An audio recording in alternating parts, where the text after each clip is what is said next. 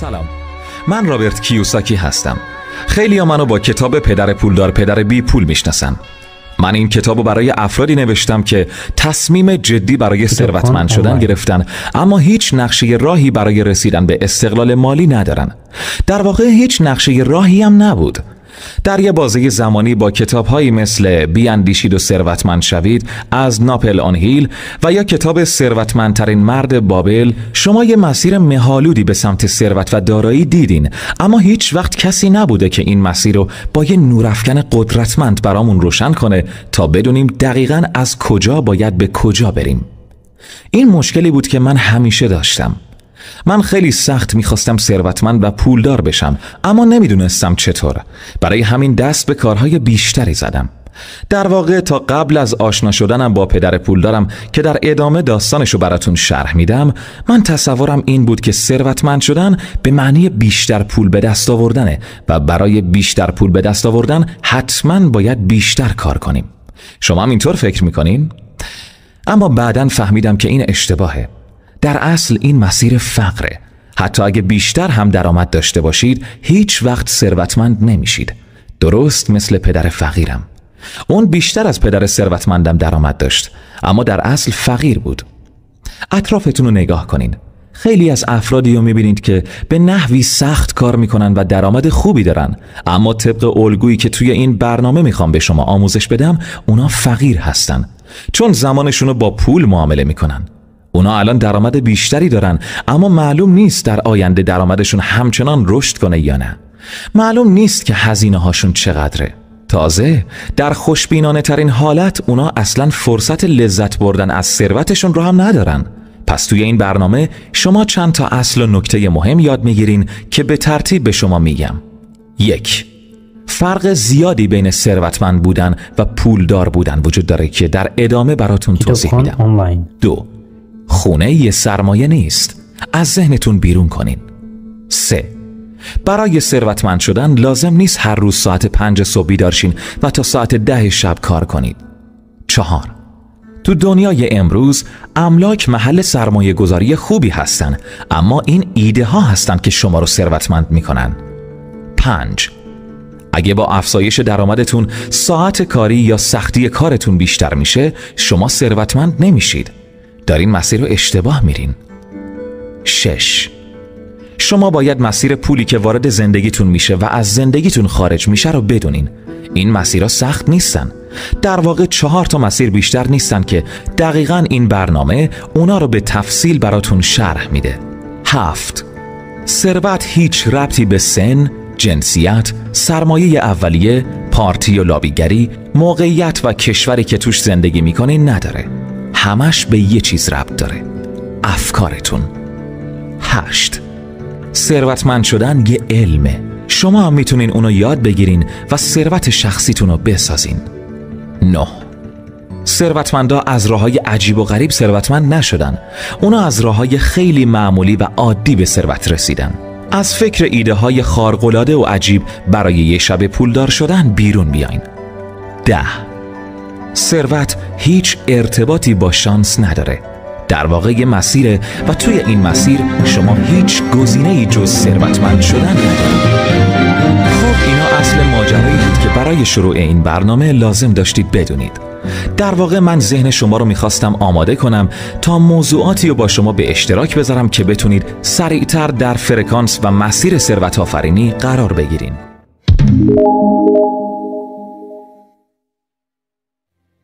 اگه به 300 سال پیش برگشته بودیم، زمین یه منبع ثروت بود و زمیندارا ثروتمند حساب می شدن. بعد از اون دوران صنعتی میرسه و هر کسی که صاحب یه صنعت بود یا کارخونه‌ای داشت به ثروت میرسید. امروز دوران دانش و اطلاعاته. کسایی که به اطلاعات تازه و روز دسترسی داشته باشن ثروتمندن. اما مشکل اینجاست که سرعت رشد و پیشرفت تکنولوژی و دنیا همگام با کتاب‌های درسی نیستن. دنیا با سرعت بیشتری رشد و پیشرفت کرده، اما کتاب‌های آموزشی ما در مدارس برای 20، 30 یا حتی 50 سال پیش هستن. روش‌های مدارس رو برای این دوره مناسب و کافی نمیدونم و معتقدم که اگه توی مدرسه عملکرد خیلی خوبی داشته باشین و درس‌ها رو درست و دقیق بخونین، احتمال این که یک کارمند خوب باشین خیلی بیشتر از اینه که یک کارآفرین باشین. در واقع مدرسه ها کارمند پرور هستند تا کارآفرین پرور. آموزش‌هایی که برای عصر سازمان‌های بزرگ و بوروکراتیک مناسب بود، دیگه جوابگوی نیازهای سازمان‌های پیچیده، شبکه‌ای و مبتنی بر دانش امروز نیست. در واقع فرزندانمونو برای دنیایی تربیت میکنه که دیگه وجود نداره. دنیایی که 1 الی 2 دهه پیش به تاریخ پیوست. من با توصیه‌های پدر پولدارم به جوانای امروزی توصیه میکنم که کارآفرین باشن. برای کارآفرینی باید سخت کوش، خوشبین و ریسک پذیر بود و باید یاد بگیرید که با هوش مالیتون تصمیم گیری کنید. هوش مالی از 4 عامل حاصل میشه: آشنایی با حسابداری، آشنایی با روش‌های سرمایه گذاری، بازاریابی و آگاهی از قوانین کشوری که در اون زندگی میکنین. و بالاخره پیام اصلی این برنامه این هستش: برای پول کار نکنید، کاری کنید که پول براتون کار کنه. اما چطور؟ خب اجازه بدید ماجرا رو از اول شروع کنیم.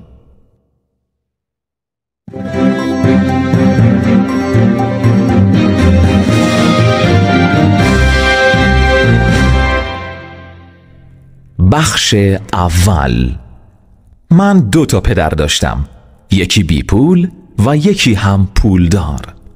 یکی خیلی درس خونده و باهوش بود، مدرک دکترا هم داشت، اما اون یکی پدرم هیچ وقت نتونسته بود کلاس 8 رو هم تموم کنه. هر دوشون آدمای سخت کوش و تو کار و زندگیشون موفق بودن. درآمد هر دوتاشون رضایت بخش بود، ولی یکی از اونا در زمینه مالی همیشه مشکل داشت. اما پدر دیگم از ثروتمندترین مردای ایالت هاوایی شد. هر دوشون مردای با اراده، خوشفکر و تاثیرگذاری بودن. هر دوشون به من پندهایی دادن، ولی نصیحتاشون متفاوت بود. هر دو پدرم به درس خوندن اعتقاد داشتن، ولی موضوعای یکسانی رو برای مطالعه توصیه نمی کردن. اگه من یه پدر داشتم، مجبور بودم تا نصیحتاشو قبول یا رد کنم، ولی با داشتن 2 تا پدر این فرصت رو داشتم تا دیدگاهاشونو با هم بسنجم. دیدگاه یه مرد پولدار و یه مرد بی پول. مشکل من توی نوجوانی، یعنی اوایلی که با پدر پولدارم آشنا شده بودم، این بود که این مرد هنوز به ثروت نرسیده بود و پدر فقیرم هم هنوز بی پول نشده بود. هر دوشون تازه اول راه بودن و با درآمد و خانواده‌شون سرگرم بودن، ولی دیدگاه اونا درباره پول فرق می‌کرد. مثلا از دید یه پدرم عشق به پول سرچشمه همه بدیها و از دید اون یکی بی پولی ریشه همه بدیها بود. دوگانگی تو نظر اونا، خصوصا وقتی که پای پول به میون می اومد، اینقدر چشمگیر بود که منو سخت کنجکاو و جستجوگر بار آورد. یکی از دلایلی که ثروتمندا همیشه ثروتمندتر و فقیرا فقیرتر میشن اینه که موضوع کاربرد پولو توی خونه یاد میگیرن و نه توی مدرسه. خیلی از ما از پدر و مادرامون درباره کارکرد پول چیزایی یاد میگیریم. بنابراین یه پدر و مادر بی پول از پول چی میدونن که به بچهشون یاد بدن؟ خیلی ساده اکثرشون بلدن بگن خوب درس بخونه، نمره‌های خوب بگیر. واقعا تو مدرسه از پول هیچ چی یاد نمیدن. از اون جایی که من 2 پدر اثرگذار داشتم، از هر دوشون چیزایی رو یاد گرفتم. برای مثال یکی از پدرام عادت داشت بگه از عهده من بر نمیاد، اما اون یکی این جمله رو به کار نمی برد و به جاش می گفت چطور میتونم از عهده این کار بر بیام؟ جمله اولی حالت خبری و دومی جنبه پرسشی داره. جمله از عهده من بر نمیاد مغزو از کار میندازه و جمله چطور میتونم از عهده‌اش بر بیام مغزو به حرکت و جستجو تشویق میکنه. از دید پدر دوم، جمله از عهده من بر نمیاد نشونه تنبلی مغزی و فکریه. اون به ورزیده کردن مغز که باور داشت قدرتمندترین کامپیوتر دنیاست عقیده داشت و همیشه میگفت هر چقدر مغزتون نیرومندتر بشه ثروتمندتر میشید.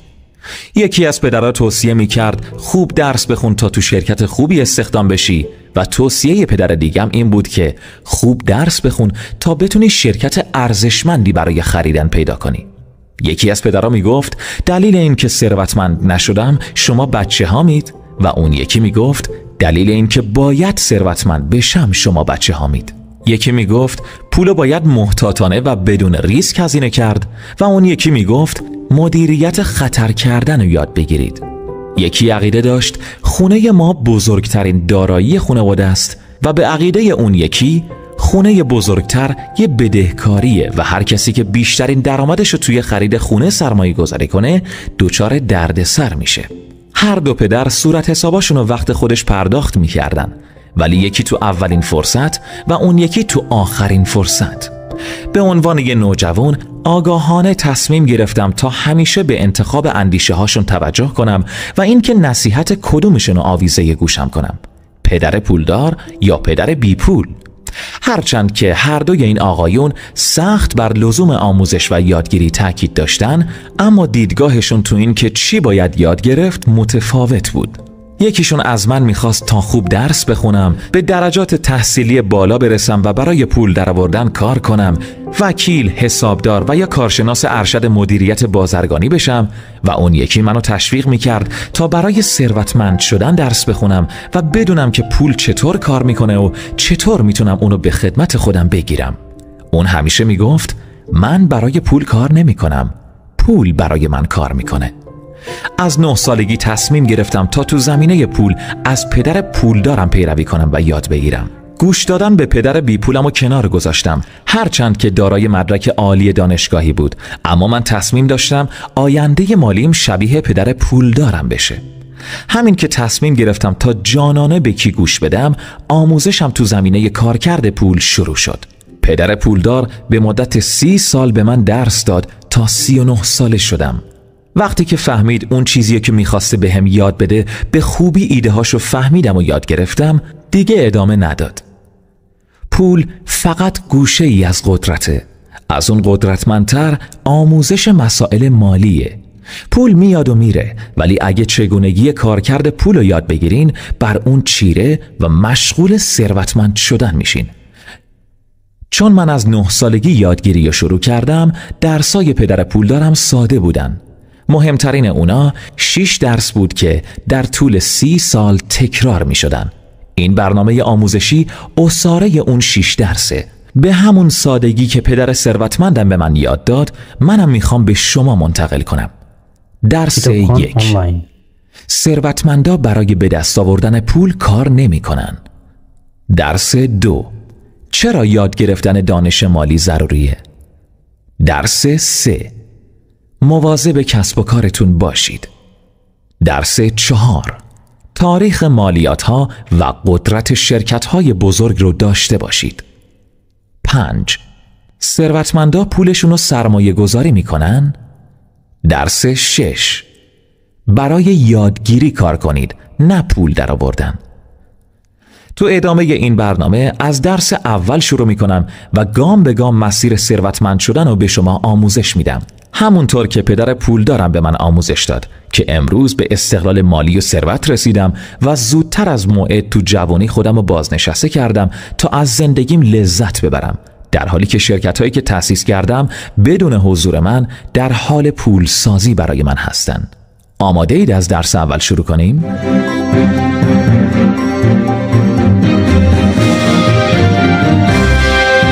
درس 1: ثروتمندان برای پول کار نمی کنند.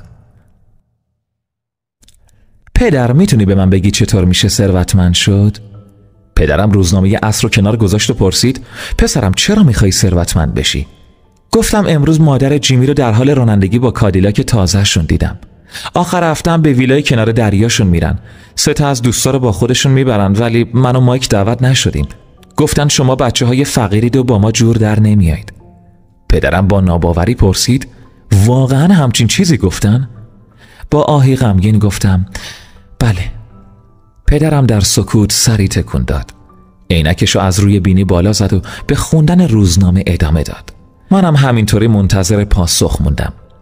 پدرم روزنامه رو زمین گذاشت و به آرومی شروع کرد و گفت خب پسرم، اگه میخوای ثروتمند بشی باید پول درآوردن و یاد بگیری. پرسیدم چطور میتونم پول در بیارم؟ با لبخند جواب داد کلتو به کار بنداز. معنی حرفش خیلی ساده این بود که پاسخ درستی برات ندارم. بیشتر از این مزاحم من نشو. صبح روز بعد اون چیزیو که پدرم به من گفته بود و با بهترین دوستم مایک در میون گذاشتم. مادر و پدر من نیازهای ابتدایی مثل خوراک، پوشاک و سرپناه رو فراهم کرده بودن.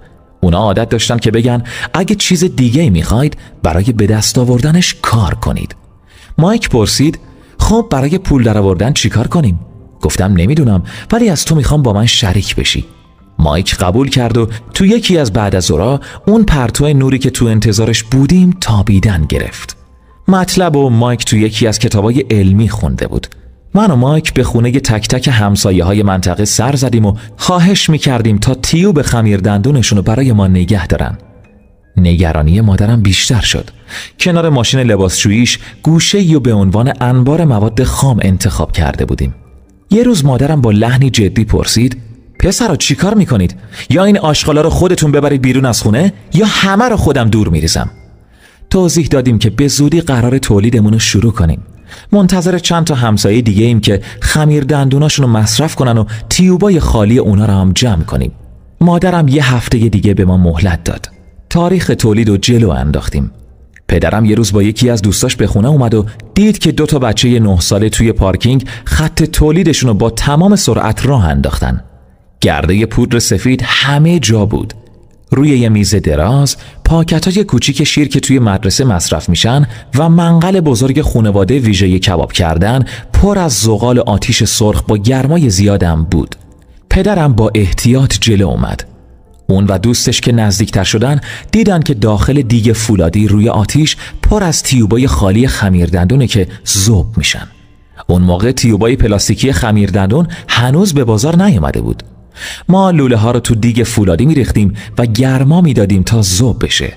بعد دیگ رو با احتیاط از روی آتیش بر می داشتیم و فلز آب شده رو از سوراخ‌های کوچیکی که تو بالای پاکت شیر درست کرده بودیم میریختیم توش. دیواره های پاکت شیر رو با خمیر گچ پوشونده بودیم. پودر سفید پخش شده اطرافش از همون گچی بود که به دیواره ها مالیده بودیم. به خاطر عجله‌ای که تو کار داشتم پام به کیسه گچ خورده بود و ریخته بودمش رو زمین. انگار کارگاه و کولاک برف زده بود. پاکت‌های شیر لایه بیرونی قالبای گچی ما بودن. دست آخر کار تموم شد و دیگ رو پایین گذاشتیم. پدرم محتاطانه پرسید پسرا چی کار میکنید؟ گفتم همون کاریو میکنیم که شما گفتین. میخوایم ثروتمند بشیم. مایکم خندید و گفت شریکیم. پدر پرسید خب توی قالب گچی چی دارید؟ گفتم تماشا کن. پدرم با هیجان گفت وای خدای من، دارید نیکل گدازی میکنید. پدر از ما خواست تا همه چی رو کنار بذاریم و بهش گوش بدیم. با لبخند و به آرومی تلاش کرد تا معنای جعل کردن رو برامون توضیح بده. مایک با صدای لرزون پرسید منظورتون اینه که کار غیرقانونی کردیم؟ پدر با نرمی گفت بله. با این وصف شما یه اندیشه بکر و کاری بی سابقه رو به نمایش گذاشتید. واقعا من به شما افتخار میکنم. مایک و من ناامیدانه 20 دقیقه تو سکوت نشستیم. کسب و کار ما تو روز بازگشاییش برباد رفته بود. ورشکست شده بودیم.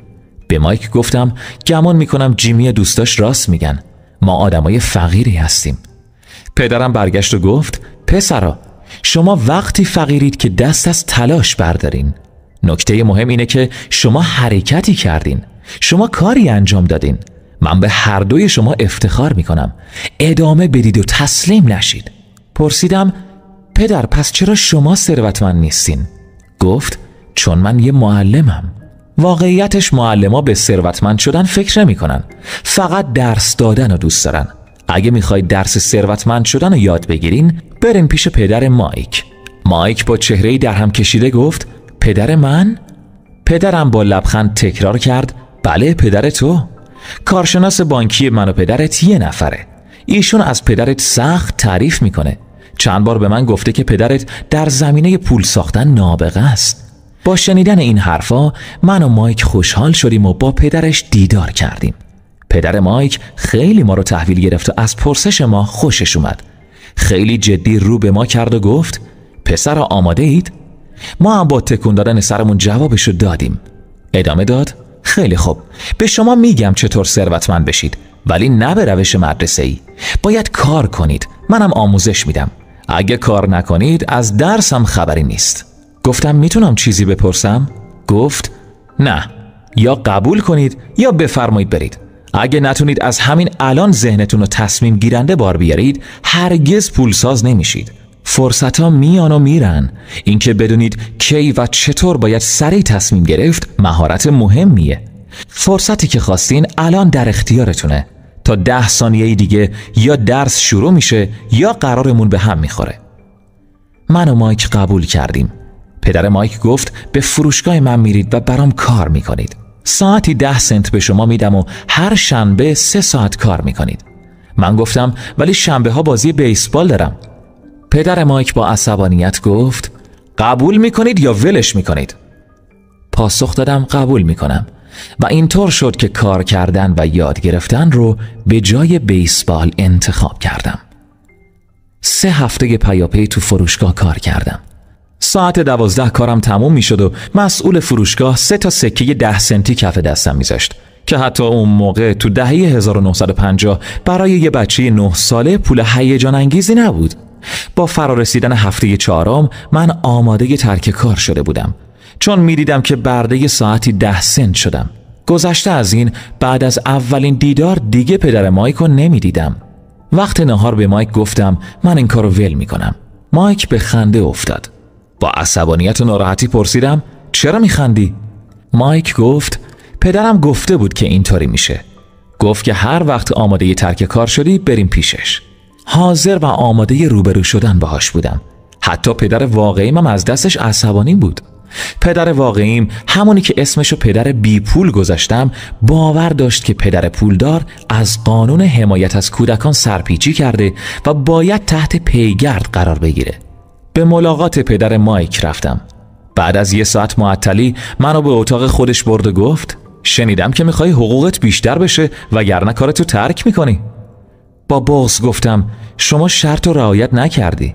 خیلی رسمی رو صندلی گردونش نشست و گفت بد نیست. تو کمتر از 1 ماه صدات به بلندی بقیه کارکنای گله‌مندم رسیده. از موضوع سر در نیاورده بودم. گفتم چی؟ شما قولتون شکستین. به من چیزی یاد ندادید. حالا میخواید منو تنبیه هم بکنید؟ این بیرحمانه است. واقعا بیرحمانه است. پدر پولدارم آروم گفت ولی من دارم به تو آموزش میدم. با خشم گفتم به من چی یاد دادید؟ هیچی. پدر پولدار گفت اوه، الان صدا درست مثل بیشتر کسایی شده که برام کار میکنن. کسایی که یا اخراج کردم یا خودشون منو ترک کردن. با شجاعتی که از یه پسر بچه انتظارش نمیرفت پرسیدم چی داری بگی؟ شما قولتون رو نگه نداشتید. به من هیچی یاد ندادید. پدر پولدار آروم پرسید چطور میدونی که من هیچی یاد ندادم؟ گفتم هرگز با من حرفی نزدین. من براتون کار کردم و شما هیچی یادم ندادین. پدر پولدار پرسید فکر میکنی درس دادن فقط از راه گفتگو و سخنرانیه؟ جواب دادم خب آره. لبخند زنان گفت این روشی که تو مدرسه ها یاد میدن. زندگی اینطوری درس نمیده. زندگی حرف نمیزنه، تو رو به این طرف و اون طرف فشار میده. با هر فشار میگه بیدار شو، چیزی هست که باید یاد بگیری. اگه از اون دسته آدمایی باشی که هر بار که زندگی روی تندشو نشونت داد تسلیم میشی، همچین آدمایی همیشه حاشیه امن رو انتخاب میکنن. آهسته میرن و آهسته میان. پس انداز میکنن برای روز مبادایی که هرگز نمیاد. پرسیدم شما هم دونسته با من خشن رفتار کردید؟ پدر پولدار گفت بعضیا همچین فکر میکنن، ولی من فقط خواستم کمی از مزه زندگی رو به تو بچشونم. پرسیدم کدوم مزه زندگی؟ گفت شما پسرها اولین کسایی هستید که از من خواستن تا تو زمینه پول ساختن درسشون بدم. بیشتر از 150 نفر برام کار میکنن، ولی حتی 1 نفرشون از من نپرسیده که از پول چی میدونم. از من شغل و یه چک حقوقی میخوان، ولی هیچ وقت نخواستن که درباره پول چیزی یاد بگیرن. همینه که بهترین سالهای زندگیشونو برای کسب پول صرف میکنن بدون این که به درستی بشناسنش. برای همین موقعی که مایک به من گفت شما میخواید راه و روش پول درآوردن یاد بگیرید، خواستم زندگی کمی از خشونتشو به شما نشون بده تا آماده یادگیری بشید. به این دلیل بود که مزدتون رو ساعتی 10 سنت پرداخت کردم. پرسیدم درسی که از ساعتی 10 سنت کار کردن گرفتیم چی بود؟ این که شما آدم ناعادلی هستید و به کارکنانتون ظلم میکنید؟ پدر پولدار از ته دل به خنده افتاد. وقتی خندش تموم شد گفت تو بهتر نظرتو درباره من عوض کنی. از سرزنش کردن من دست بردار. اگه فکر میکنی که من مشکل سازم تغییرم بده، ولی اگه مشکل از خودته خودتو اصلاح کن. یه چیز تازه یاد بگیر و عاقل‌تر شو.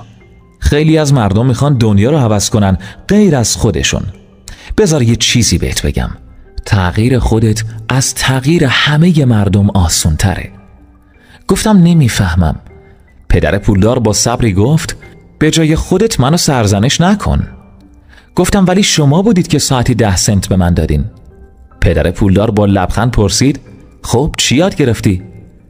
با کمی اخم گفتم این که شما آدم ناعادلی هستید. گفت ببین فکر میکنی که مشکل از منه؟ گفتم بله همینطوره. گفت خب همین رفتار رو ادامه بده و چیزی یاد نمیگیری. اگه این رفتار رو ادامه بدی چه راهی برات باقی میمونه؟ گفتم خب اگه دستمزدم رو اضافه نکنی، به من احترام نذاری و درس ندی، کارو ترک میکنم. پدر پولدار گفت خب همین کارو بکن. همونطور که خیلی از افراد میکنن. اونا دنبال کار دیگه ای میرن، یه فرصت بهتر و پرداخت بیشتر. فکر میکنن که شغل تازه و دستمزد بالاتر مشکلشون رو حل میکنه. تو خیلی از موارد اینطور نیست. پرسیدم پس چی مسئله رو حل میکنه؟ قبول کردن ساعتی 10 سنت؟ پدر پولدار با خنده گفت این کاریه که گروه انجامش میدن. چک دستمزدشون رو میگیرن و میدونن که خانواده‌شون تو فشار مالی دست و پا میزنه. در انتظار افزایش دستمزد میمونن و فکر میکنن که پول بیشتر مشکل اونا رو حل میکنه. یه عده‌ای هم شغل دومی میگیرن و یه دریافت مختصر دیگه. در حالی که به کف اتاق زل زده بودم، رفته رفته پیام آموزشی پدر پولدار رو میفهمیدم. میتونستم احساس کنم که مزه زندگی همینه. ازش پرسیدم پس چی میتونه این مسئله رو حل کنه؟ در حالی که به نرمی به سرم ضربه میزد گفت این چیزی که بین دوتا گوشاته. اینجا بود که پدر پولدار تفاوت خودشو با کارکنانش و پدر بی پولم به نمایش گذاشت. همون چیزی که دست آخر اونو به یکی از بزرگترین ثروتمندای هاوایی تبدیل کرد، در حالی که پدر تحصیل کرده و بی پولم همچنان با مشکلات مالی درگیر بود. تفاوت خیلی ساده است. پدر پولدار پیوسته این دیدگاه ساده را تکرار میکنه. چیزی که من اسمشو رو درس شماره 10 میذارم. طبقه فقیر و طبقه متوسط برای پول کار میکنن، اما ثروتمندا ترتیبی میدن تا پول براشون کار کنه. پدر تحصیل کردم توصیه میکرد سخت درس بخونم، نمره های خوب بگیرم تا بتونم توی شرکت بزرگ شغلی مطمئن و تضمین شده با مزایای عالی به دست بیارم. اما پدر پولدار از من میخواست تا اسرار کارکرد پول رو یاد بگیرم و اونو به خدمت بگیرم. این درس‌ها رو با راهنمایی اون در خلال زندگی یاد گرفتم و نه کلاس درس. ثروتمندا برای پول کار نمی‌کنن. پدر پولدار میگفت خیلی از مردم رو میشه با یه قیمتی خرید. هر کدوم از اونا یه قیمتی دارن که حاصل جمع میزان ترسا و آرزوهاشونه. اول ترس از بیپول شدن اونا رو وادار به سخت کوشی میکنه که چک دستمزدشون رو هر ماه سر وقت بگیرن و بعد آرزوهاشون به کار میفته و به فکر چیزای دلپذیری میفتن که پول میتونه براشون بخره. اینطوریه که الگوی زندگی شکل میگیره. پرسیدم چه الگویی؟ گفت الگوی از خواب بلند شدن، رفتن سر کار، پرداخت صورت حسابا و خوابیدن و دوباره بلند شدن از خواب، سر کار رفتن، پرداخت صورت حسابا و ادامه دادن این سیکل تکراری. از این به بعد تو زندگی فقط این دوتا رو احساس میکنه، ترس و آرزو. اگه بهشون پول بیشتری بدی به هزینه کردن ها اضافه میکنن. پدر پولدارم گفت در نهایت همه ما مستخدم هستیم، فقط در سطوح متفاوتی کار میکنیم. من از شما میخوام که حواستون به این دام باشه، دامی که آفریده احساس ترس و آرزوهامونه. اینا رو به سود خودتون به کار بگیرین و نه به زیانتون. این چیزیه که میخوام به شما یاد بدم.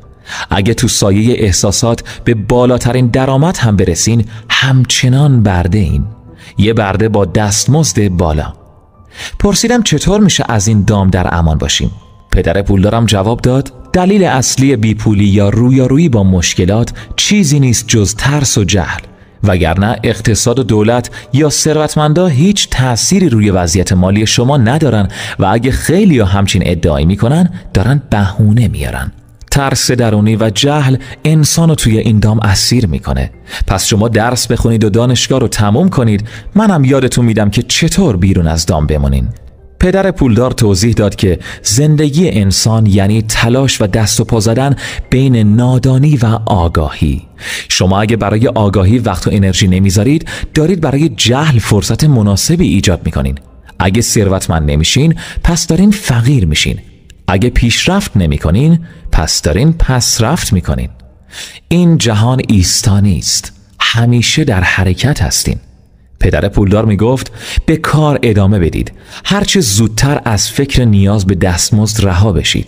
اینطوری زندگی بزرگسالیتون آسان‌تر میشه. مغزتون رو به کار بندازید و بی‌مزد کار کنید. روزی میرسه که راهی پیدا کنید با درآمدی خیلی بیشتر از اینی که من میتونم به شما بدم. چیزایی خواهید دید که دیگران نمیبینن، فرصتایی که درست پیش چشمتونه. خیلی از مردم هرگز این فرصتها رو نمیبینن، چون فقط دنبال پول و امنیتن. آخرش هم فقط به همینا میرسن. اگه یه بار فرصتی رو شناختین، برای کل زندگیتون میتونین از این فرصت استفاده کنین. اینو یاد بگیرین و خودتون رو از بزرگترین دام زندگی رها کنین. دیگه هرگز به این دام نخواهید افتاد. منظور من از دام برای پول کار کردنه. این نکته ها باعث شد ما یه مشارکت دیگه ای راه بندازیم. مادرمون یه زیرزمینی داشت که بلا استفاده مونده بود. اونجا رو تمیز کردیم و صدها کتاب نقاشی خنده‌دار که تاریخشون گذشته بود و جلداشون هم پاره شده بود و به ظاهر ارزشی نداشت رو جمع کردیم. کتابخونه‌ای برپا کردیم و خواهر کوچکتر مایکو که عاشق مطالعه بود اونجا به عنوان کتابدار گذاشتیم. کتابخونه از ساعت 14:30 تا 16:30 باز بود و از هر نفر 10 سنت ورودی می گرفتیم. رفته رفته همه بچه‌های منطقه مشتری کتابخونه ما شدن. برای اونا داد و ستد خوبی بود. تو فاصله 2 ساعت بعد از مدرسه میتونستن 5-6 تا کتاب خنده‌دار بخونن و فقط 10 سنت بپردازن، در حالی که اگه میخواستن کتابا رو بخرن باید بابت هر جلد 10 سنت بدن. خواهر مایک کار ثبت نام روزانه مشتریا، مقدار پولی که داده بودن و مواظبت از کتابا رو به خوبی انجام میداد. میانگین درآمد مایک و من هفته‌ای $9.5 بود. نفری $1 به کتابدار میدادیم و اجازه داشت که هر چقدر که میخواد کتاب بخونه. تلاش کردیم که شعبه دیگه‌ای هم برپا کنیم، ولی کسی به امانتداری و سخت‌کوشی خواهر مایک پیدا نکردیم. از اون موقع فهمیدیم که پیدا کردن کارمند شایسته چقدر دشواره. پدر پولدار خیلی خوشحال بود و چیزای دیگه‌ای داشت که بهمون یاد بده. از اینکه درس اول خوب یاد گرفته بودیم خیلی خوشحال بود. با دستمزد نگرفتن ناچار شدیم تا مغزمون رو برای پیدا کردن فرصتی برای پول ساختن به کار بندازیم. با به راه انداختن کتابخونه امور مالی دست خودمون بود و به هیچ بالاسری متکی نبودیم. جالبترین بخشش این بود که کسب و کارمون پول در می آورد. حتی اون وقتایی که خودمونم حضور نداشتیم پول برامون کار می کرد. پدر پولدار به جای افزایش حقوقمون باعث شد ما بتونیم اون همه پول به دست بیاریم.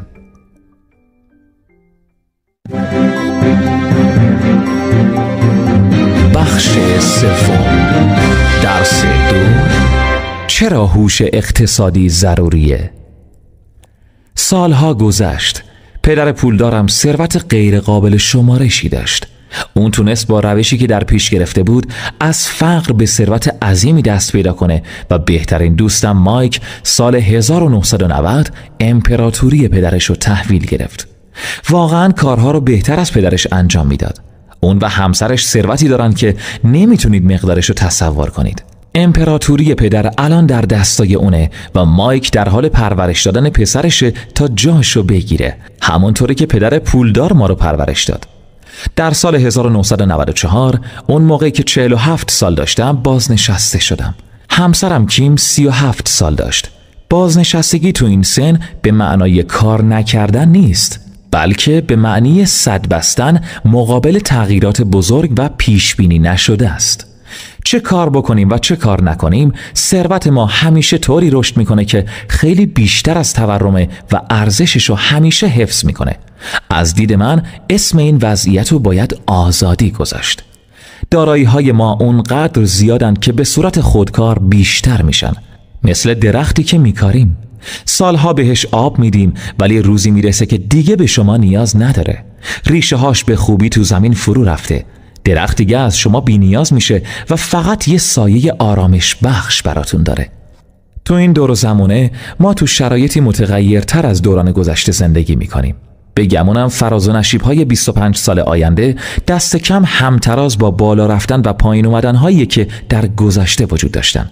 من تعجب میکنم که چرا خیلی از مردم سخت روی پولشون توجه و تمرکز دارن ولی به پرورش خودشون نمیپردازن. اگه انسان‌ها انعطاف پذیر با اندیشه باز و آگاه رشد کنن، ثروتشون در نتیجه دگرگونی‌ها همیشه رو به رشد خواهد بود. ولی اگه پول و حلال مشکلاتشون بدونن، به گمونم راهی دشوار رو در پیش گرفتن.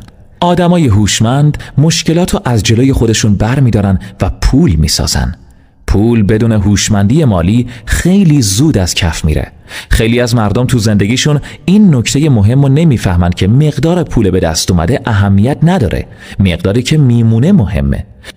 بنابراین اونا که از من میپرسن از کجا شروع کردم یا چطور میشه زود ثروتمند شد، از پاسخم سرخورده میشن. به اونا میگم پدر پولدارم وقتی کوچیک بودم بهم گفت اگه میخوای ثروتمند شی باید به جای پول هوش مالی پس انداز کنی. هر وقت با هم ملاقات داشتیم این نکته رو مثل چکش رو مخم میکوبید. پدر تحصیل کردم رو خوندن کتاب‌ها تاکید داشت و رمان‌های زیادی خونده بود. اما پدر پولدار ازم میخواست تا تو زمینه مالی خبره بشم، سرمایه گذاری کنم و هزینه هامو برای راه اندازی کسب و کارها یا سرمایه گذاری صرف کنم تا خریدن ماشین و خونه.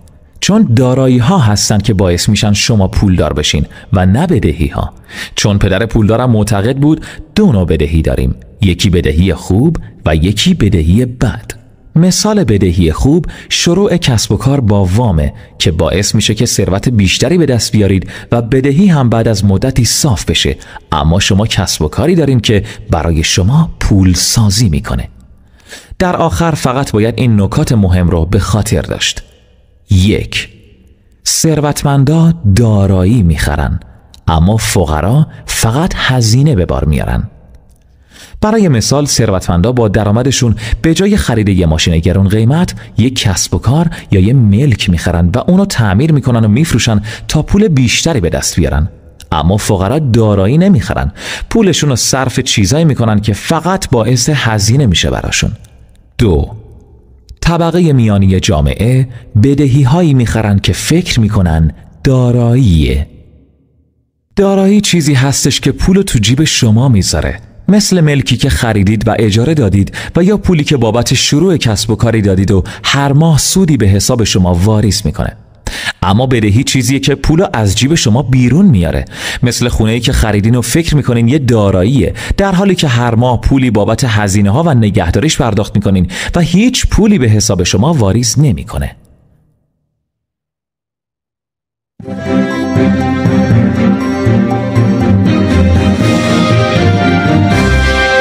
بخش 4. به فکر کسب و کاری برای خودتون باشید.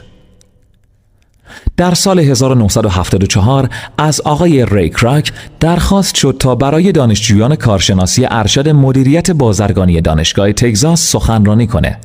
ری از دانشجوها پرسید من مشغول چه کاریم؟ دانشجوها همه به خنده افتادن و فکر کردند که ری با اونا شوخی میکنه. کسی پاسخ نداد و ری پرسشش رو تکرار کرد. تصور میکنید که کسب و کار من چیه؟ دانشجوها دوباره خندیدن تا اینکه یکی از شجاعترین اونا گفت ری، تو دنیا کیه که نمیدونه تو توی کار همبرگر هستی؟ ری با پوزخند گفت این همون پاسخیه که پیش خودم تصور میکردم که از شما میشنوم. یه خورده صبر کرد و بعد با عجله گفت خانم ها و آقایون، من تو کار املاکم نه همبرگر. ری زمان زیادی رو به توضیح دیدگاهاش پرداخت. در برنامه کاری ری میدونست که هدف اولش فروش امتیاز رستوران‌های KFC هستش، ولی چیزی که هیچ وقت فراموش نمیکنه انتخاب محل مناسب رستوران‌ها بود. خریدارای امتیاز رستوران بهای زمینشو هم میپردازن که به مالکیت سازمان ریکراک در میاد. خب اگه یادتون باشه بخش قبلی با این مطلب پایان دادیم که خیلی از مردم برای دیگران کار میکنن و نه برای خودشون. اونا اول برای دارنده شرکت، بعد برای دولت گیرنده مالیات و بعد برای بانک‌های وام دهنده به خودشون کار میکنن. دوران کودکی ما رستوران مکدونالد در اون حوالی شعبه نداشت، ولی پدر پولدار همون درسی رو به من میداد که ریکراک تو سخنرانی خودش تو دانشگاه تگزاس عنوان کرد: راز شماره 3 ثروتمند شدن. اون راز اینه: کسب و کاری رو برای خودتون در نظر داشته باشید. گرفتاری های مالی اغلب نتیجه کار کردن برای دیگران در سراسر زندگیه. خیلی از مردم تو پایان روز کاری چیزی از خودشون ندارن. برای اینکه تو زمینه مالی بی‌نیاز بشید، باید برای خودتون هم کسب و کاری به وجود بیارید. پولدار بودن کسب و کار ستون دارایی ها رو در برابر درآمدها به گردش میاره. همونطوری که قبلا گفته شد، قدم اول شناخت تفاوت دارایی از بدهی و خرید داراییه. ثروتمندا چشم به ستون دارایی‌ها دارن، در حالی که دیگران به انتظار صورت حساب درآمد نشستن. کاری که خیلی‌ها میکنن همینه که بی خیال از خونه میرن بیرون و با کارتای اعتباری یا پول حقوقی که گرفتن به خرید خودرو یا دیگر کالاهای تجملی دست میزنن. ممکنه که فقط حوصله‌شون از یه وسیله به سر اومده و اسباب بازی تازه میخوان. کسایی که با کارت‌های اعتباری و وام بانکی که یه بدهی حساب میشه اقلام تفریحی و تجملی میخرن، اغلب ناچار میشن تا زیر فشار مالی اونا رو با بهای اندک دوباره بفروشن. بعد از وقت گذاشتن و فکر کردن در مورد سرمایه‌گذاری‌های سنجیده و نیرومند کردن ستون دارایی‌های واقعی، اون موقع میشه از پاداش‌هایی که نصیبمون میشه استفاده کنیم و پرداخت رو شروع کنیم. راهی که به سوی ثروتمندی پیش میره. این پاداش صرف وقت و دانش مالی کسایی میشه که کسب و کار خودشونو به راه انداختن. بخش 5: تاریخچه مالیات‌ها و قدرت شرکت‌های بزرگ. داستان رابین هود و هنوز از دوران دبستان یادم مونده. معلممون این داستانو از نمونه‌های برجسته قهرمانی میدونست. کسی که پول و ثروت رو از ثروتمندا میدزدید و بین فقیرا پخش میکرد. پدر پولدار من رابین هود رو نه قهرمان بلکه یک کلاهبردار میدونست. من بارها شنیدم که میگن چرا ثروتمندا با این که اینقدر پول دارن کم به فقرا کمک میکنن، یا ثروتمندا باید مالیات بیشتری بپردازن تا هزینه فقرا بشه. همین تفکرات رابین هودی یا گرفتن از ثروتمندا و بخشیدن به بیپولاست که مایه بیچارگی طبقه متوسط جامعه و فقرا شده. واقعیت اینه که ثروتمندا به درستی مالیات نمیدن. طبقه متوسط به ویژه درس خونده ها پرداخت عمده مالیات رو به دوش دارن. چیزی که تو تاریخ گفته نشده اینه که مالیات در اصل برای ثروتمندا وضع شد، ولی اون موقع اینطوری برداشت میشد که مالیات رو برای تنبیه ثروتمندا گذاشتن. صدها ساله که جنگ بین ثروتمندا و فقرا در جریانه. فریادهای از ثروتمندها بگیرید همیشه از گلوی عامه مردم بیرون اومده. این مبارزه همیشه ادامه پیدا میکنه، ولی بازندگان مردمی هستند که ناآگاهن. اونایی که صبح زود از خواب بلند میشن، سخت کار میکنن و مالیات میدن. اونا اگه از بازی ثروتمندا مطلع بودن و قانون اونا رو به درستی استفاده میکردن، میتونستن خیلی راحت به استقلال مالی برسن. پدر پولدار همیشه تذکر میداد که بدون داشتن قدرت اگه به مسابقه زورآزمایی بری خیلی راحت رونده میشی به گوشه رینگ. منو نصیحت میکرد که ترسناکترین فرد زندگیمو بشناسم و اون نه رئیس یا سرپرست بلکه مأمور مالیاته. اینا هر وقت که فرصت پیدا کنن بیشتر مالیات میگیرن. از مزایای پیشرفت پلکانی توی شرکت‌ها برام میگفت. نمیدونست که با تسلیم شدن در برابر یه چک حقوق ماهانه آدم تبدیل به یه گاو شیرده و سر به زیر میشه. اون موقع که نظرات پدر تحصیل کردم و با پدر پولدارم در میون میذاشتم، فقط به یه پوزخندی بسنده میکرد و میگفت خب چرا نمیخوای مالک یه شرکت بزرگ باشی؟ استفاده کردن از درسایی که از پدر پولدار یاد گرفته بودم منو از اسیر موندن تو این چرخه بیهوده نجات داد. بدون دانش و آگاهی تو زمینه مالی و کارکرد پول که اسمشو بهره هوش مالی میذاریم، به دست آوردن این فرصت و رسیدن به استقلال مالی شدنی نبود. من الان یافته ها و برداشت هامو در خلال نشست ها و همایشات در اختیار دیگران میذارم، به این امید که براشون سودمند و مؤثر باشه. بهره هوش مالی شما طی فرایند تجربه در این 4 حوزه افزایش پیدا میکنه. 1. حسابداری. من به این آگاهی باسوادی مالی میگم.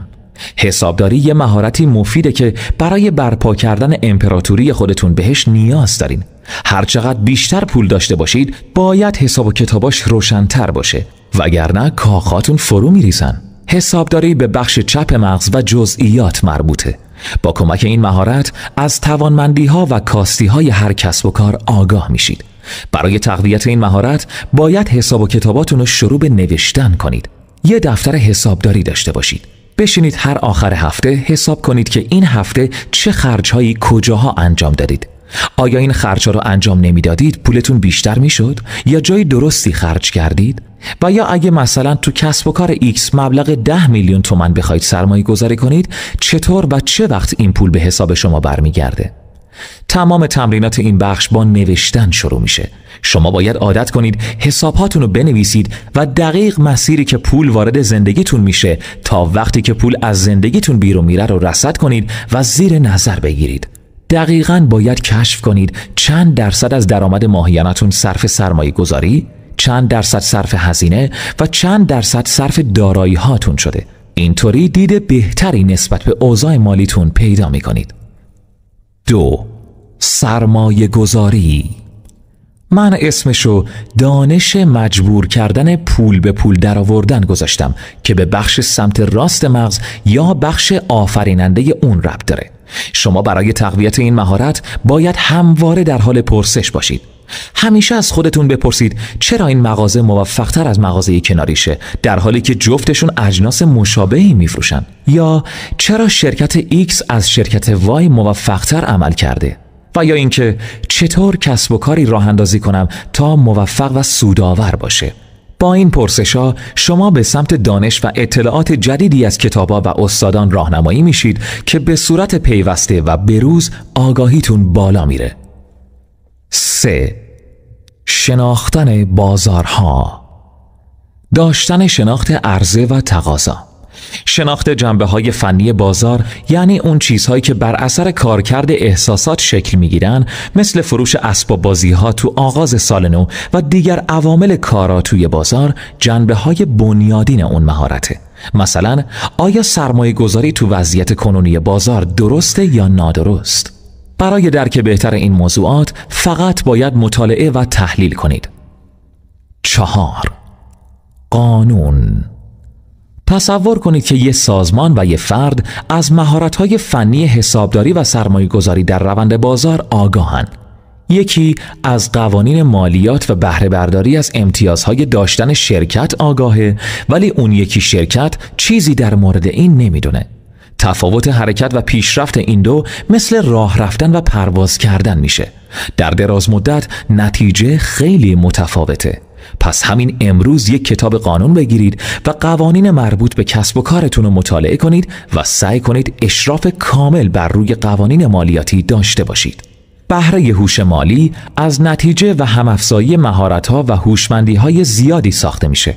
ولی از دید من ترکیب 4 مهارتی که گفتم مایه اصلی رسیدن به این ویژگیه. اگه میخواید به ثروتی چشمگیر برسید، ترکیب این مهارت‌ها یعنی دستیابی به هوش مالی براتون خیلی ضروریه. به صورت خلاصه در این مطلب میرسیم به این مورد: فردی که برای شرکت‌ها کار میکنه، درآمد داره، مالیات میده و هزینه میکنه. اما یه ثروتمند و صاحب شرکت درآمد داره، هزینه میکنه، اما بعدش مالیات میده.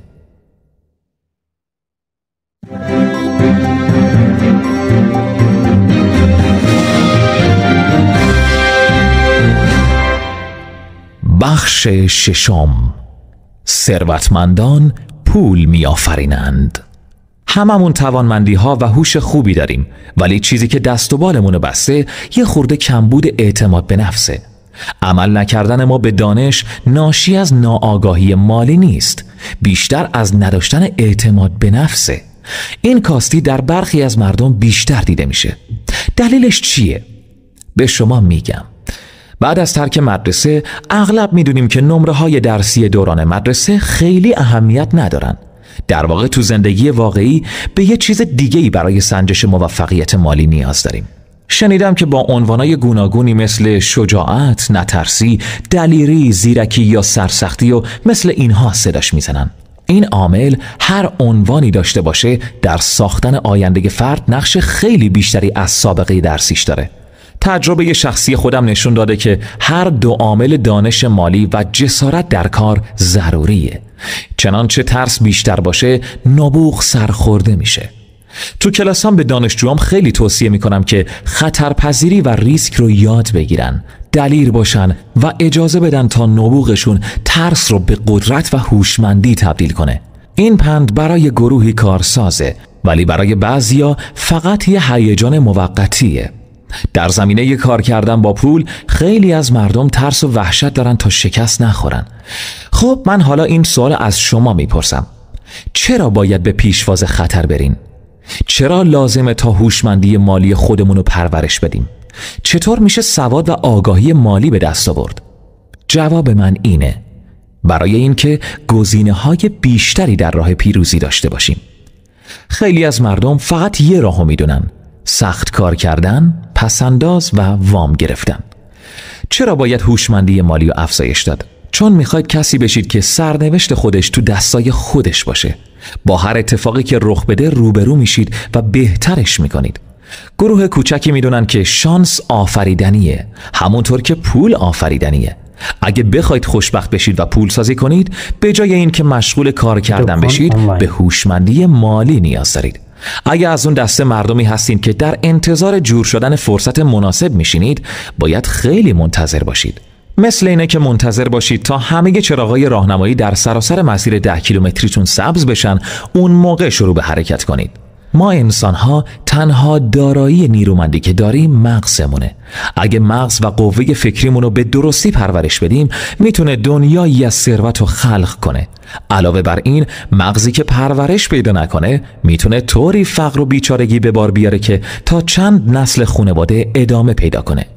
اغلب از من میپرسن که چطور $1 رو تبدیل به $1,000,000 کردم. منم که خیلی دوست ندارم از خودم تعریف کنم، فقط وقتی که بخوام سادگی فرآیند رو بگم نمونه هایی رو میارم. اگه شما با بنیان کار، خصوصاً 4 ستون اصلی هوش مالی که قبلتر در موردش حرف زدیم خوب آشنا شده باشین، پیشرفتتون آسون و آسونتر میشه. خود من بیشتر از 2 راه برای رشد ثروتم استفاده نمی کنم: املاک و سهام شرکت‌های کوچیک. زیربنا رو بر املاک گذاشتم. جریان نقدینگی در اونا روزانه و پیوسته است. بعضی وقتها ارزش اونا هم بالا میره. من به کسی توصیه پیروی از این راهبرد نمی کنم. اینا فقط مثال و نمونه‌ان. وارد فرآیندهای پیچیده‌ای که درک نمی‌کنم نمیشم. یه حساب و کتاب ساده و هوش مالی ابزارهای فعالیت مالی منن. 5 دلیل داره که توی گفته‌هام از مثال و نمونه استفاده می‌کنم. 1. برای تشویق انسان‌ها به یادگیری. 2.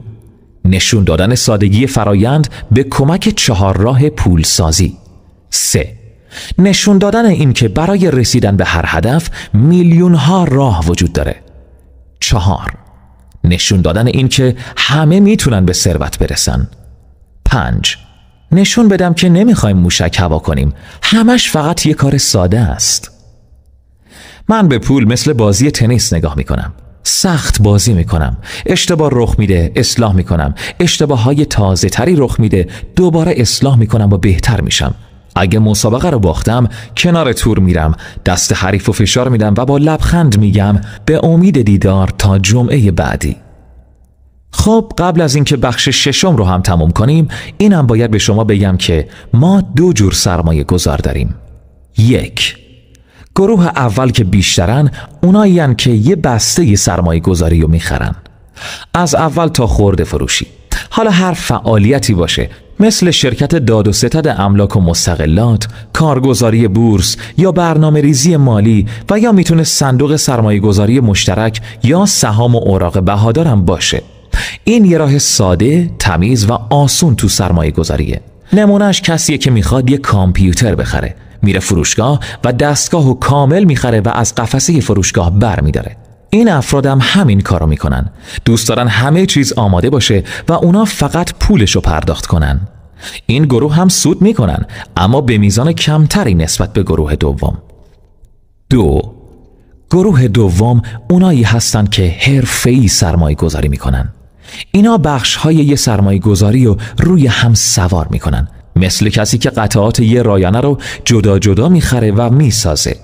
مثل موردیه که دستگاهی و همخوان با نیاز و خواست خودمون بسازیم.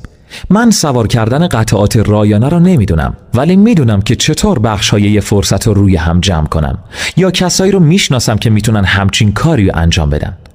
مثلا شما میخواید کسب و کاری راه اندازی کنید و به دنبال افراد مورد نیاز میگردید تا در کنار هم بیان تا ایده‌تون رو عملی کنن.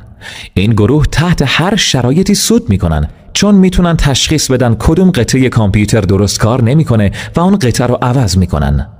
اما گروه اول مجبورن کل بسته رو بفروشن و یه بسته جدید بخرن. اگه میخواید که از گروه دوم سرمایه گذار باشید، باید 3 مهارت اساسی رو یاد بگیرین. این مهارت‌ها به علاوه اون مواردی که در زمینه رسیدن به هوش مالی گفتیم باید یاد گرفته بشه. 1. چطور فرصت‌هایی رو شناسایی کنم که دیگران ندیدن؟ شما میتونین چیزی رو با مغزتون ببینین که دیگران با چشم نمیبینن. 2. چطور پول تأمین کنیم؟ خیلی از مردم فقط راه بانک رو میشناسن. گروه دوم از سرمایه گذارا که منظورمون اونا هستن باید راه‌های ویژه‌ای برای تأمین سرمایه پیدا کنن. 3. چطور افراد هوشمند رو سازماندهی کنیم؟ آدمای باهوش کسایی هستند که با افراد هوشمندتر از خودشون کار میکنن یا اونا رو به استخدام در میارن. مثلا اگه دیدین به مشاوره نیاز دارید، باید یه مشاور باهوش انتخاب کنید. البته همکاری خطر هم داره. به جای ترس و فرار از خطر، مدیریت کردنش رو یاد بگیرید. چیزهایی هست که باید یاد بگیرید. پاداش یادگیری خیلی زیاده. اگه نمیخواید که مهارت‌های لازم رو یاد بگیرید، همون نوع اول سرمایه گذاری رو برای شروع پیشنهاد میکنم.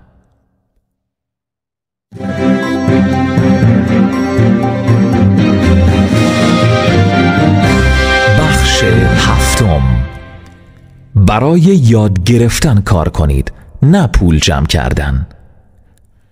بخش 7 و 8 به دلیل تخصصی بودن خیلی خلاصه توضیح داده میشه. مهمترین مهارت‌های مدیریتی برای پیروزی رو میشه اینطور بیان کرد. 1. مدیریت نقدینگی که شامل مدیریت پول میشه. پول از کجا، چقدر، چطور و به چه حجمی باید وارد کسب و کار بشه، چطور کار کنه و چطور افزایش پیدا کنه. تمام این موارد به مدیریت نقدینگی بستگی داره. 2. مدیریت سیستم ها. همونطور که پدر پولدارم منو وادار میکرد برای ساعتی 10 سنت کار کنم، شما هم اگه میخواید کارآفرینی کنید، بهتر ابتدا برای یادگیری و شناخت سیستم ها مجانی جایی کار کنید. مثلا میخواید تولیدی پوشاک راه اندازی کنید؟ نه به خاطر پول، بلکه به خاطر یادگیری سیستمی تولیدی پوشاک توی تولیدی حتی با دستمزد خیلی کم کار کنید. هدف شما اینجا حقوق ماهانه نیست، بلکه یادگیری سیستمیه که یه تولیدی پوشاک داره تا فردا چند 10 برابر اون حقوق رو برای خودتون بسازین. 3. مدیریت انسانها. مدیریت انسانها مهمترین تخصصه که فقط با تجربه و تحلیل به دست میاد. شما باید کتاب‌های شخصیت شناسی را مطالعه کنید و با افراد مختلف سر و کله بزنید تا کم کم یاد بگیرید با هر کسی چطور برخورد کنین. آدما با همدیگه فرق دارن و قانع کردن هر کسی برای کار کردن برای شما روش خاص خودشو میخواد.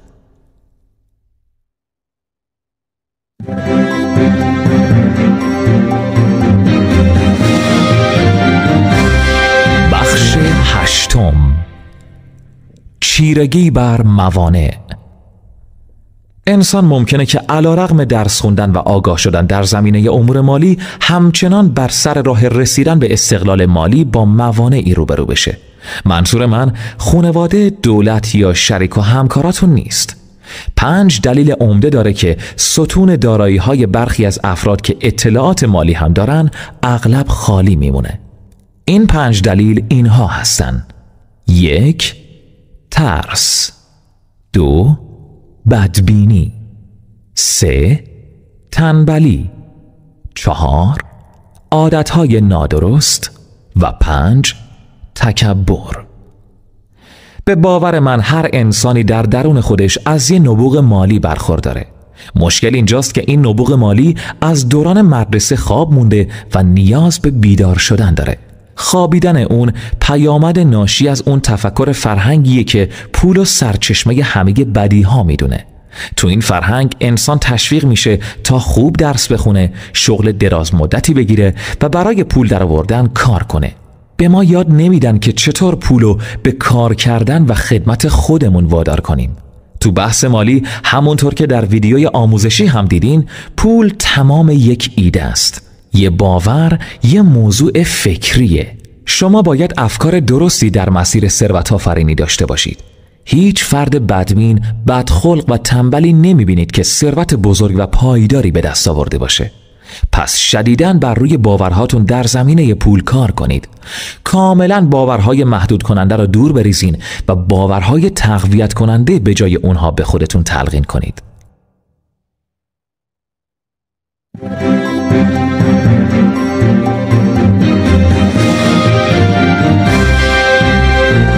بخش 9. دست به کار شوید. من یه فرایند 10 گانه رو برای پرورش استعداد خدادادیتون به شما توصیه می کنم. استعداد و نیرویی که فقط در اختیار ما انسانها گذاشته شده. آماده اید؟ گام 1. نیرویی برتر از آنچه آشکار هست. نیروی فکر. فهرست مختصری درست می کنم. اول نخواستنها که آفریننده خواسته ها هستن. نمیخوام که کل زندگیم کار کنم. نمیخوام شغل مطمئن و خونه‌ای تو حومه شهر داشته باشم. نمیخوام کارمند کسی باشم. متنفرم از این که مثل پدرم به دلیل گرفتاری‌های کاری به تماشای مسابقه فوتبال بچم نرم. متنفرم از این که حاصل سخت کوشی و جون کندنم و مثل پدرم به دولت بدم. حالا خواستنها رو به یاد بیاریم. میخوام برای سفر کردن و زندگی به سبکی که دوست دارم آزاد باشم. میخوام تو جوونی به اینا برسم. خیلی ساده میخوام که آزاد باشم.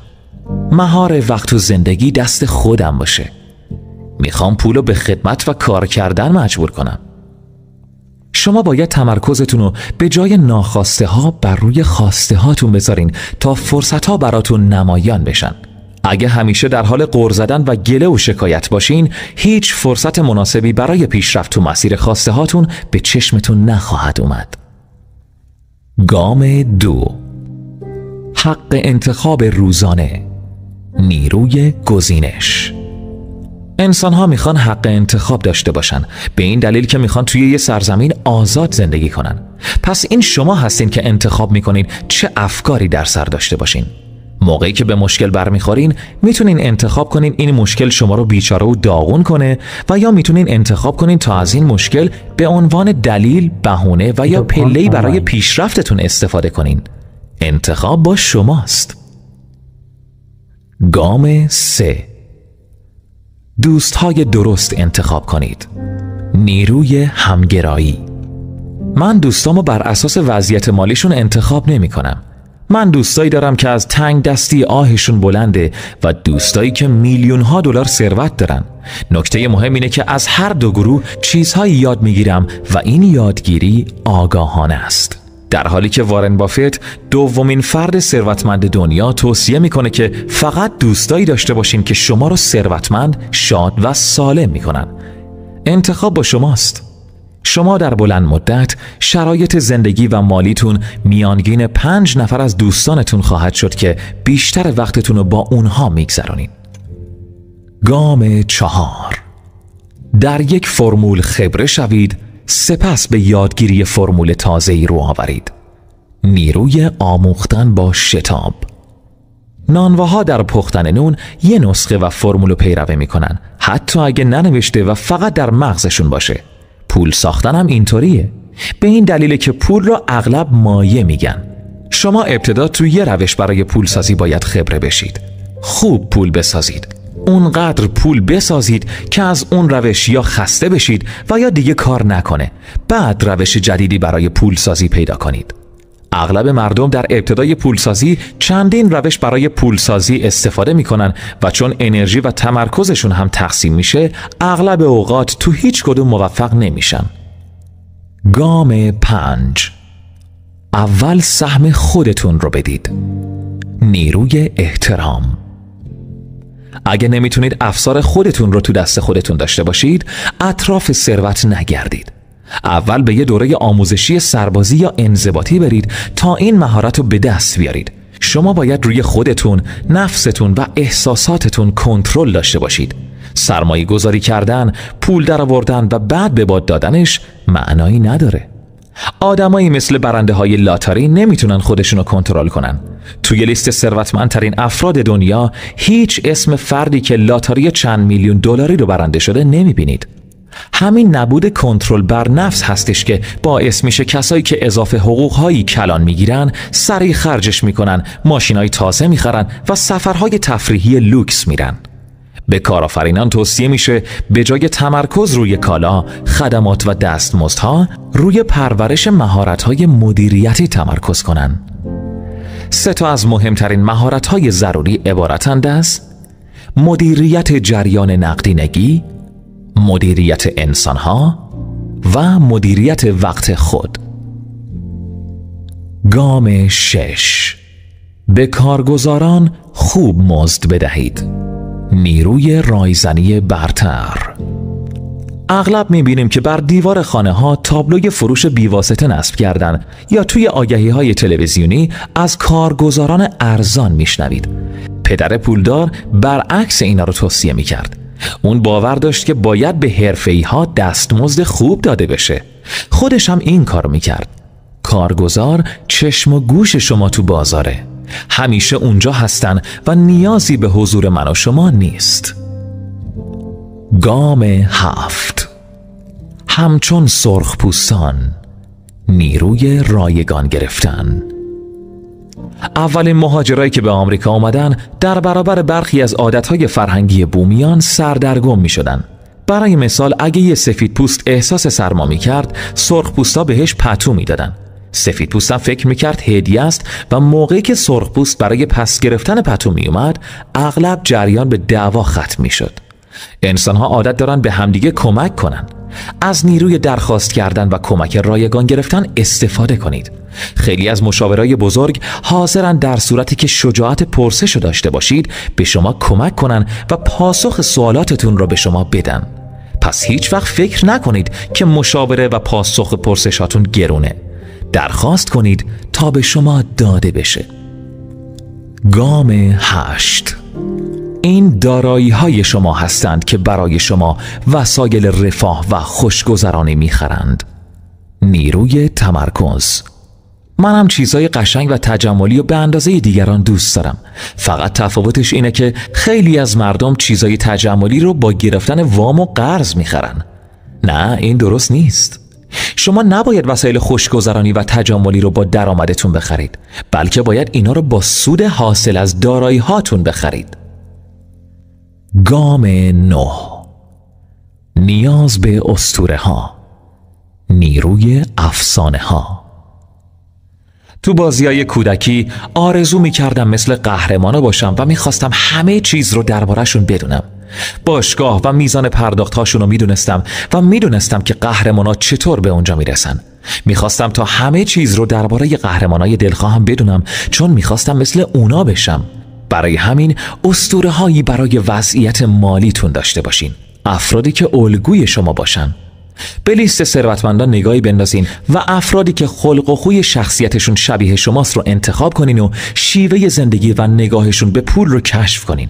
زندگی نامشون رو بخونین و خودتون رو جای اونا بذارین توی تصوراتتون. هر وقت راجع به موضوعی خواستین تصمیم بگیرین که مردد بودین، توی فکرتون ببینید که اسطوره شما در زمینه مالی اگه جای شما بود چطور فکر میکرد، چطور تصمیم میگرفت.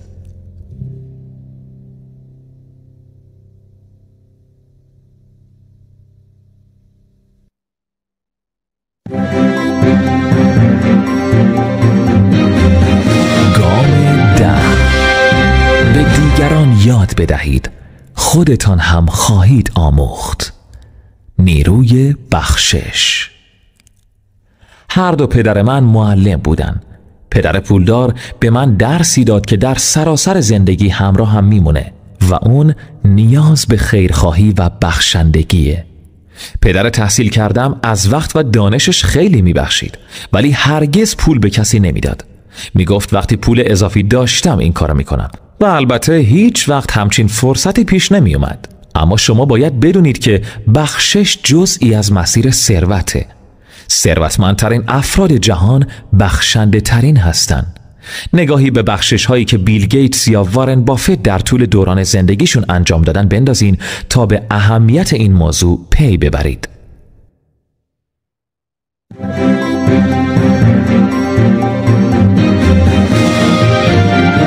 بخش دهم. باز هم بیشتر میخواهید؟ پاره ای از بایدها را در ادامه بهتون میگم. کاریو که انجام میدید رو کنار بذارید. یعنی کارتون رو متوقف کنید و ارزیابی کنید که چه فعالیت‌های نتیجه بخش و کدومها بی نتیجه بودن. قانون 20-80 رو یاد بگیرید و 20% از فعالیت‌هایی که نتیجه بخش هستن رو مشخص کنین و مابقی 80% رو متوقف کنین. به دنبال اندیشه‌های نو باشین. کسی رو پیدا کنید که راهی رو که شما می‌خواید برید رو رفته باشه.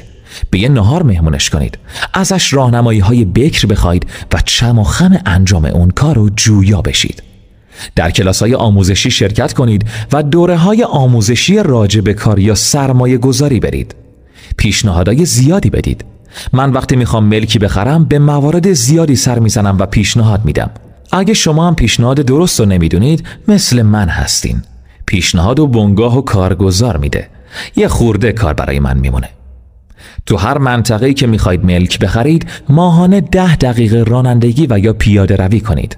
من خیلی از موارد خوبو تو وقت پیاده روی پیدا کردم. اصول شناسایی ارزش تو همه موارد یکسانه. از خرید املاک گرفته تا سهام و یا یه شرکت تازه یا یه خونه جدید، همسر و حتی پودر رختشویی. فرایند همیشه یکسانه. باید بدونید چی میخواید و دنبالش بگردید. دنبال موارد مناسب باشید. همیشه یادتون باشه سود رو باید وقت خرید برد، نه فروش. از تاریخ درس بگیرید. تاریخ بخونید و دلیل شکست و موفقیت افراد و شرکت‌ها رو مطالعه کنید. و در آخر همیشه یادتون باشه اونایی که راه میافتن و حرکت میکنن از ایستاده ها میگذرن. اینا قسمت‌هایی از کارهایی بود که من برای پیدا کردن فرصت‌های مناسب برای پولسازی انجام داده و میدم. همونطوری که فعل انجام دادن و بارها در این دوره آوردم، به اقدام و عمل کردن باور دارم. باید قبل از اینکه انتظار هر سودی رو داشته باشید اقدام کنید. پس همین الان دست به کار بشید.